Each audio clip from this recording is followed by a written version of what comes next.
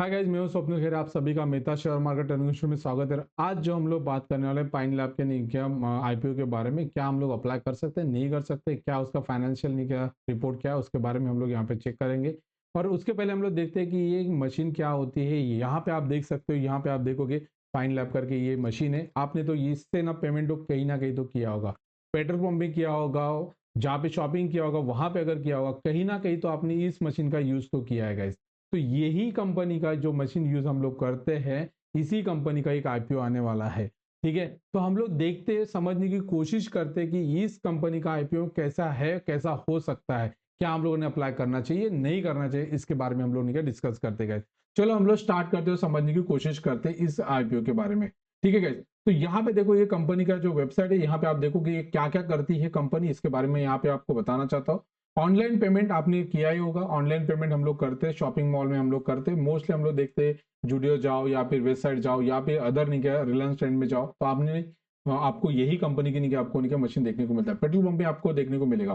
ठीक है, उसके बाद यहाँ पे देखो ई स्टोर जो भी पेमेंट रहते हैं उसके रिलेटेड रहेगा। ठीक है, तो मल्टीपल नहीं क्या यहाँ पे नहीं क्या हमें यहाँ पे मशीन का यूज करते हुए होते हुए देखने को मिल रहा है। ये कंपनी कब आई थी इसके बारे में हम लोग यहाँ पे डिस्कस करते हैं। तो ये जो कंपनी आई थी 1998 में, 1998 में ये कंपनी आई थी। ठीक है, ये पॉइंट ऑफ द सेल्स है ना, सोल्यूशन जो भी रहेगा, पेमेंट प्रोसेसिंग रहेगा, मर्चेंट निगम, फाइनेंसिंग हो गया, सर्विसेज हो गया, ये सब कुछ चीज भी ये काम करती है कंपनी। ठीक है, इसके बारे में कंपनी ने यहाँ पे बताया गया है।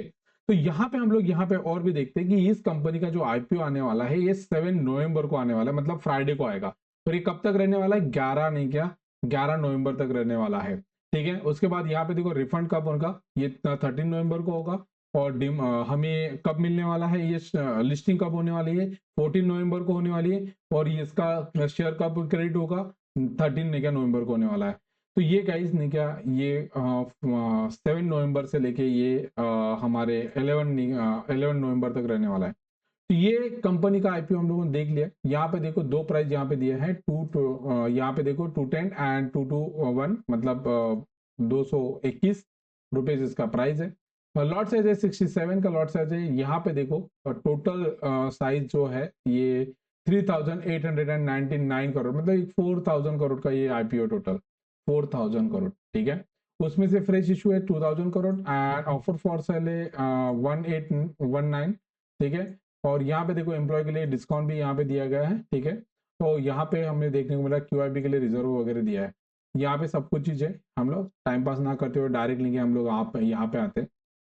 यहाँ पे देखिएगा कंपनी का असेट देखिएगा, ये ईयर ऑन ईयर हमें बढ़ते हुए देखने को मिल रही है। बट यहाँ पे इनकम की अगर मैं बात कर रहा हूँ, तो यहाँ पे आप देख सकते हो गाइस, इनकम यहाँ पे बढ़ते हुए देखने को मिल रही है 16,000 crore, 18,000 crore, sorry 1800 1600 crore, then again 1800 crore, then again 2300 crore यहाँ पे हमें देखने को मिल रहा है। ठीक है, तो यहाँ पे टोटल इनकम हमें बढ़ते हुए देखने को मिल रही है। बट यहाँ पे अगर आप देखोगे कंपनी का loss, net profit, profit after tax हमें यहाँ पे कम होते हुए देखने को मिल रहा है। इसी का मतलब है कि कंपनी का जो कंपनी है लॉस में चल रही है, company year and year company loss में चल रही है, अभी भी नहीं क्या कंपनी लॉस में चलते हैं। ऐसे केस में हम लोगों ने क्या करना चाहिए, ऐसे केस में लिस्टिंग के ऐसे कंपनी में हम लोग नहीं क्या आईपीओ में अप्लाई नहीं करना चाहिए। क्यों, क्योंकि यहाँ पे हम लोग लिस्टिंग गेन तो मिल सकता है, बहुत सस्टेन नहीं करेगा, मार्केट नीचे आ सकता है। ऐसे कंपनी में अब अगर हमें आईपीओ में हम लोग नहीं खरीदते, तो अगर इस कंपनी में अगर हमें बाय करना है, तो हम लोग जब लिस्ट होता है उसके बाद भी हम लोग खरीद सकते हैं, अगर ये प्रॉफिट में आती है तो।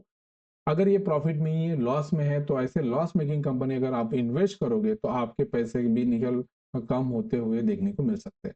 तो हमें जब भी हम लोग कोई इन्वेस्टमेंट करते हैं, तो हमें प्रॉफिट मेकिंग कंपनी में हमें इन्वेस्टमेंट करना पड़ेगा गाइस।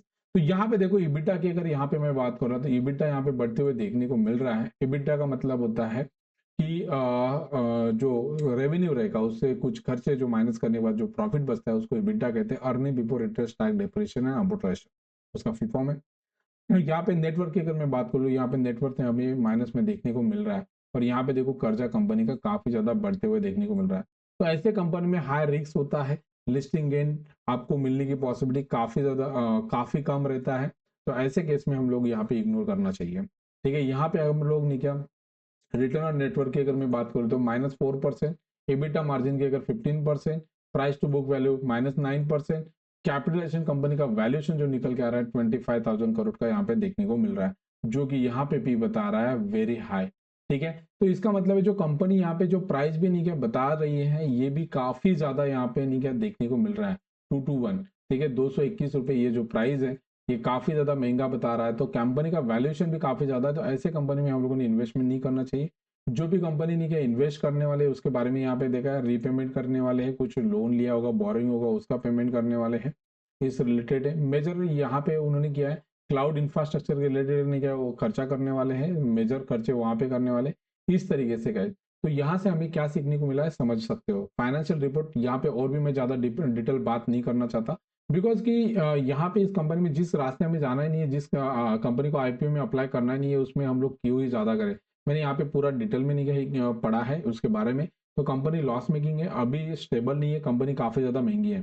ठीक है, तो जो कंपनी का वैल्यूएशन निकल के आ रहा है काफी ज्यादा है, तो हम लोग ये ऐसे कंपनी में इन्वेस्टमेंट नहीं करेंगे guys. Okay, I hope so कि आपको ये वीडियो अच्छा लगा हो, तो लाइक कीजिएगा, सब्सक्राइब कीजिएगा। ठीक है, बेल नोटिफिकेशन को ठीक है प्रेस कीजिएगा। Thank you so much.